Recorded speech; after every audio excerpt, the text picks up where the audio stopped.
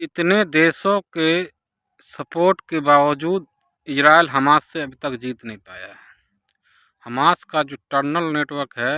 वो बहुत ही बड़ा है और इजराइल इस जंग में दोस्तों, हार रहा इजराइल है। और फिलिस्तीन की इस जंग को एक लेकर छोटा सा एक बार हमास ईरान के जिसे कहता सुप्रीम मैं लीडर की कम तरफ से करके ये समझूंगा, कहा गया उससे नहीं था जीत कि पाया। इजराइल अब चाहे जो कुछ भी कर ले, मगर वो जंग तो और ऑलरेडी 7 अक्टूबर के दिन ही इजराइल हार चुका ये है, जंग क्योंकि हार इजराइल चुकी को जो है डैमेज हमास की तरफ से 7 और इस अक्टूबर के दिन चीज को दिया गया इजराइल को था, मानना ना तो पड़ेगा इजराइल कि कभी उस ये डैमेज जंग को हार ठीक कर चुकी है, सकेगा हमास को और नहीं न खत्म ही कर इजराइल पाया। अब कभी फ्यूचर में वो इजराइल बन सकेगा कि जो वो 7 ये अक्टूबर से रिएक्शन पहले वीडियो है, हुआ करता था। इसे और पूरा शायद देख के दोस्तों अब हमारे धीरे धीरे चैनल को भी ईरान के सुप्रीम सब्सक्राइब लीडर की कीजिए ये सारी ही और बातें अपने दोस्तों में सच होती शेयर हुई नजर आ रही हैं। वो इसलिए क्योंकि ये बात तो हम सभी ही लोग न्यूज़ के ज़रिए से जानते ही हैं कि पिछले कुछ दिनों से लगातार ग्राउंड इन्वेजन के मामले में, मतलब कि फील्ड पर इजराइल हमास से पिछड़ता जा रहा है। फील्ड से हटकर अगर डिप्लोमेसी की बात की जाए तो इंटरनेशनल पॉलिटिक्स से भी हर गुजरते हुए दिन के साथ इजराइल के लिए बुरी से बुरी खबरें आ रही हैं। इजराइल के साथ डिप्लोमेसी में आजकल वो सब इजराइल कुछ हो हार रहा जाएगा, है ऐसा नहीं कि जो ना तो इतिहास में पहले कभी उसके साथ हुआ था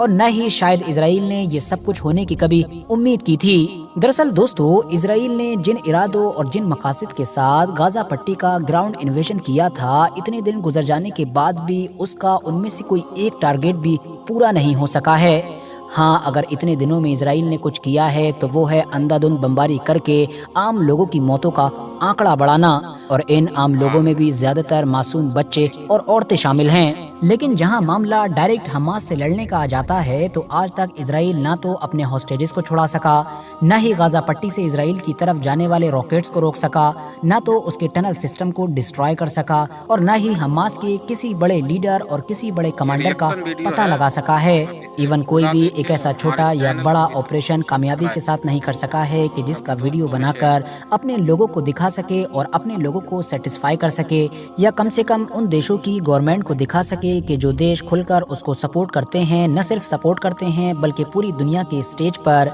इजराइल की तरफ से मोर्चा संभालते हैं। और इन्हीं सारी नाकामयाबियों का ही नतीजा है कि अब धीरे धीरे इन सारे देशों ने भी इजराइल से पल्ला झाड़ना शुरू कर दिया है, जिसका सबसे बड़ा सबूत अभी इजराइल हार पिछले 8 जाएगा, से ऐसा 10 नहीं दिन के अंदर यूएन में होने वाली इजराइल और फिलिस्तीन को लेकर 2 वोटिंग्स में देखने को मिला। पहली वोटिंग हुई तो उसमें 15 मेंबर्स थे, जिनमें से 13 ने तो फिलिस्तीन की सपोर्ट में वोट किया, जबकि 14वां मेंबर के जो यूनाइटेड किंगडम मतलब यूके है वो गैर हाजिर रहा। उसने ना तो किसी के सपोर्ट में वोट किया और न ही किसी के खिलाफ वोट किया। आखिर में बचा अमेरिका, उसने खुलकर इजराइल को सपोर्ट किया और वीटो कर दिया। जाहिर है अमेरिका तो यूएन का एक परमानेंट मेंबर है, जिसके वीटो करने की वजह से पूरा का पूरा ये प्रस्ताव ही खारिज हो गया। दूसरी वोटिंग हुई थी 12 दिसंबर सन 2023 के दिन, और ये हुई थी यूएन की जनरल असेंबली में। अब क्योंकि इसके तो 193 मेंबर्स हैं तो 153 देशों ने खुले तौर पर सीज फायर के लिए मतलब कि इजराइल के खिलाफ वोट ये दिया था, रिएक्शन वीडियो है, जबकि 23 देश ऐसे थे इसे जो गैर पूरा हाजिर देख के रहे, मतलब हमारे ना तो चैनल उन्होंने को इजराइल के फेवर में वोट सब्सक्राइब किया और ना ही इजराइल के और अपने खिलाफ दोस्तों वोट में किया। शेयर सिर्फ 10 मेंबर ही ऐसे थे कि जिन्होंने इजराइल के फेवर में वोट किया,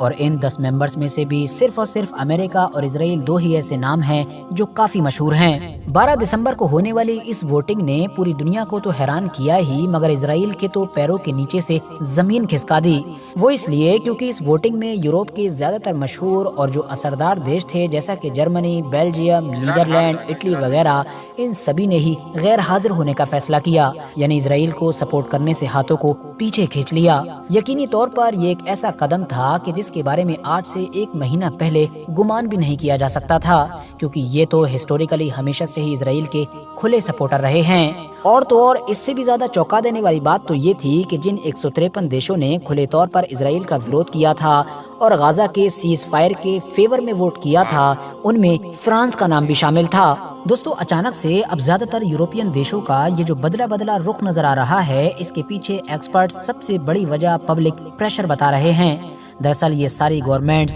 अपने देश की आम पब्लिक का प्रेशर बर्दाश्त नहीं कर पा रही हैं, क्योंकि ऑलरेडी बहुत सारी रिपोर्ट्स ये बात क्लियर कर रिएक्शन चुकी वीडियो हैं है, कि अब दुनिया भर में इसे फिलिस्तीन पूरा और देख के इजराइल को हमारे लेकर चैनल पब्लिक को भी ओपिनियन पूरी तरह से सब्सक्राइब कीजिए चेंज हो चुका है। और अपने मुस्लिम दोस्तों में दुनिया शेयर या फिर एशिया और अफ्रीका को तो छोड़ ही दीजिए, बल्कि यूरोप और अमेरिका में भी अब ये जो नई जनरेशन है, मतलब यंग लोग हैं, इनमें प्रो इजराइली कम और प्रो पैलेस्टीनियन ज्यादा पाए जाते हैं। زیادہ تر ینگ لوگ اب فلسطین کو ہی سپورٹ کرتے ہیں، اسی کی سپورٹ میں بڑے بڑے پردرشن کر رہے ہیں اور فلسطین کی سپورٹ میں سڑکوں پر جھنڈے اور ان سے جڑے ہوئے رومال کپڑے وغیرہ پہن کر ٹہلتے رہتے ہیں۔ ظاہر ہے دوستو، ان ساری چیزوں کا اثر ہم کو سوشل میڈیا پر بخوبی نظر آ بھی رہا ہے۔ بات صرف یہیں پر ختم نہیں ہو جاتی ہے، بلکہ وہ امریکہ بھی کہ جس کو اسرائیل کا سب سے بڑا اور سب سے بھروسے مند دوست مانا جاتا ہے، آسان شبدوں میں ہم یہ بھی کہہ سکتے ہیں کہ جس کے بلبوتے پر اسرائیل یہ جنگ لڑ رہا ہے یا پھر ساری جنگیں لڑتا ہوا آیا ہے، اس امریکہ سے بھی اسرائیل کو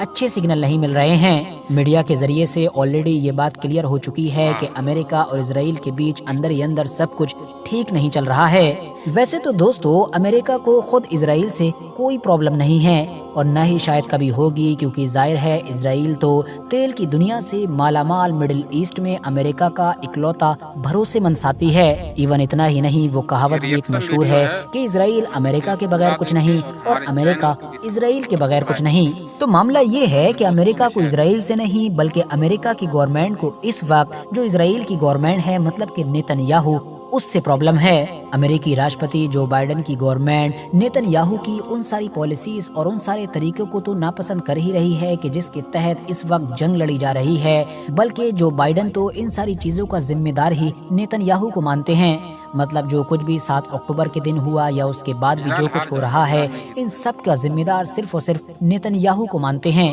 کیونکہ بائیڈن اور ان کی گورنمنٹ کا ماننا ہے کہ شاید اسرائیل میں یہ سب کچھ ہوتا ہی نہیں اگر نیتن یاہو کی طرف سے ویسٹ بینک میں رہنے والے پیلسٹینین مسلمز کو اتنا زیادہ پریشان نہ کیا جاتا اور ان کے خلاف ایک سے بڑھ کر ایک پالیسیز نہ لائی جاتی۔ ساتھ ہی ساتھ اگر نیتن یاہو اسرائیل کے مانے ہوئے جو ایکسٹریمسٹ نیتا ہیں، مطلب کہ نفرتی اور کٹر نیتا، ان کے ساتھ مل کر سرکار نہ بناتے، یعنی نیتن یاہو نے یہ سب کچھ کیا، تب ہی ویسٹ بینک کے اندر ماحول خراب ہوا اور تب ہی حماس کو یہ سب کچھ کرنے کا موقع ملا۔ جو بائیڈن کے اوپر آلریڈی امریکہ کے عام لوگوں کا دباؤ تو ہے ہی، ساتھ ہی ساتھ الیکشن بھی آ رہے ہیں تو دباؤ اور بھی زیادہ بڑھتا جا رہا ہے، کیونکہ لگاتار آنے والی رپورٹس یہی بتا رہی ہیں کہ جو بائیڈن کی جو پاپولیرٹی ہے، مطلب کہ جو شہرت ہے، وہ امریکہ میں گھٹتی جا رہی ہے اور زیادہ تر لوگ اب ان کی جو پالیسی ہے اسرائیل اور فلسطین کے میٹر کو لے کر اس کی وجہ سے ان سے نفرت کرنے لگے ہیں۔ ساتھ ہی ساتھ جو بائیڈن اب انٹرنیشنل پالیٹکس میں بھی اس میٹر پر ہر گزرتے ہوئے دن کے ساتھ اکیلے پڑتے جا رہے ہیں،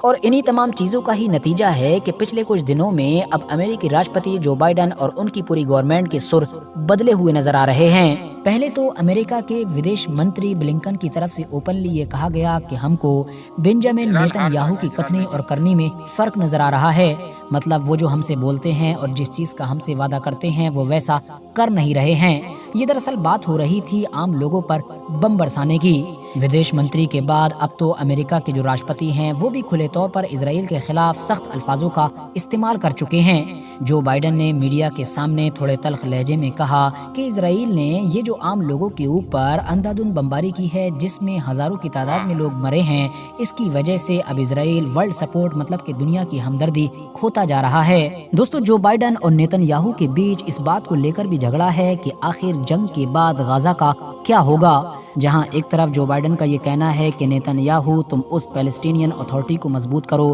جو ویسٹ بینک میں آپریٹ کرتی ہے اور جس کے نیتا جو ہیں مطلب جو لیڈر ہیں وہ محمود عباس ہیں۔ حالانکہ یہاں پر میں یہ بات بتاتا چلوں کہ خود ویسٹ بینک میں رہنے والے جو پیلسٹینین لوگ ہیں وہ بھی محمود عباس پر بھروسہ نہیں کرتے ہیں، بلکہ وہ تو ان کو ویسٹ کا یعنی کہ اسرائیل اور امریکہ کا غلام مانتے ہیں۔ تو جو بائیڈن کا یہ کہنا ہے کہ ان کو مضبوط کیا جائے، لوگوں میں ان کی پکڑ بنائی جائے، ان کی شہرت کو بڑھایا جائے تاکہ حماس کو ختم کرنے کے بعد غزہ کا علاقہ بھی انہی کو دے دیا جائے، مگر دوسری طرف بنجامن نیتن یاہو کا یہ کہنا ہے کہ میں پیلسٹینین اتھارٹی کو تو یہ علاقہ کبھی بھی نہیں دوں گا، یا تو خود اسرائیل ہی قبضہ کر کے اس کے اوپر کنٹرول کرے گا یا پھر کچھ عرب دیش جیسا کہ سعودی عربیہ یا پھر UAE وغیرہ سے کوئی ڈیل وغیرہ کر لی جائے گی۔ حالانکہ دوستو یہاں پر یہ بات بھی بتا دینا ضروری ہے کہ جب اسرائیل، امریکہ یا پھر دوسرے عرب دیشوں کی طرف سے بھی غزہ کے فیوچر کو لے کر اس طرح کی باتیں کی گئی تھیں، تب حماس کی طرف سے بھی جواب آیا تھا اور اس نے کہا تھا کہ اسرائیل اور امریکہ سمیت جو بھی عرب دیش یا پھر کوئی بھی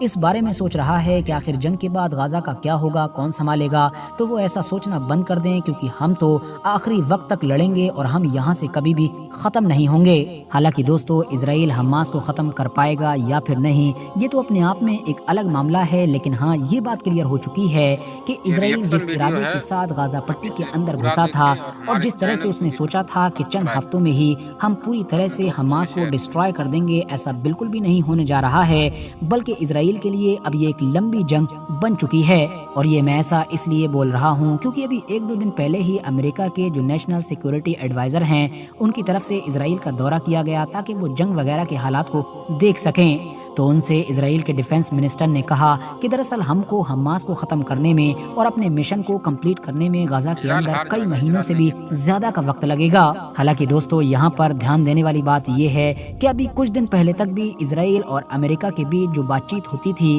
उसमें सिर्फ ये बात होती थी कि जहाँ एक तरफ जो बाइडन कहते थे कि मैं सिर्फ तुमको आखिरी दिसंबर तक का टाइम दे सकता हूँ, तो इसराइल की तरफ से कहा जाता था कि हमको आखिरी जनवरी तक का टाइम चाहिए है। मगर अब देखिए पिछले चंद दिनों में ही जंग का नक्शा इस तरह से बदला है कि अब कुछ हफ्तों का नहीं या फिर 1-2 महीनों का नहीं, बल्कि अगले कई महीनों का वक्त मांगा जा रहा है। मगर जैसा कि मैंने पहले ही बताया कि अमेरिका में इलेक्शन आने वाले हैं, इंटरनेशनल प्रेशर बढ़ता जा रहा है, इंटरनेशनल पॉलिटिक्स की जो तस्वीर है वो भी बदलती जा रही है, तो इसीलिए ये बात बिल्कुल क्रिस्टल क्लियर है कि अमेरिका इसराइल को लंबे वक्त तक हरी झंडी देकर नहीं रख सकता है।